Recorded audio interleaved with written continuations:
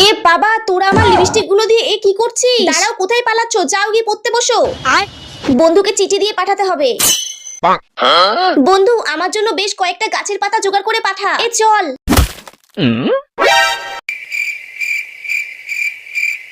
বন্ধুরা, আমার মায়ের লিপস্টিকের ডেট ওভার হয়ে গেছে, কিন্তু মা নতুন করে কোনো লিপস্টিক কিনছে না, কারণ আমাদের মা যেটুকু ইনকাম করে সেটুকু আমাদের পিছনে খরচা হয়ে যায়। তাই আমরা ঠিক করেছি মায়ের জন্য একটা লিপস্টিক কিনে আনবো, আর সেটার জন্য তো আমাদের টাকা লাগবে। আমি গাছের পাতা দিয়ে ফুলের তোড়া বানাবো। নাও, তোড়া তৈরি হয়ে গেছে, এবার এগুলোকে আমি বেঁচে আসি। মা ওইদিকে কাজ করছে। বোন চল, ফুলের তোড়া লাগবে, ফুলের তোড়া। ডার্লিং, এই নাও, তোমার জন্য গোলাপ নিয়ে এসেছি। আঙ্কেল আঙ্কেল, আপনি এই ফুলের তোড়াটা আন্টিকে দিন, আন্টি খুশি হয়ে যাবে। আচ্ছা, তোমার ফুলের তোড়াটার দাম কত? মাত্র 30 টাকা। ঠিক আছে, এই নাও। নাও, আমার সব ফুলের তোড়া বিক্রি হয়ে গেছে। বোন চল দোকানে যাই। তোরা কই? চলে এসো, খাবার নিয়ে এসেছি।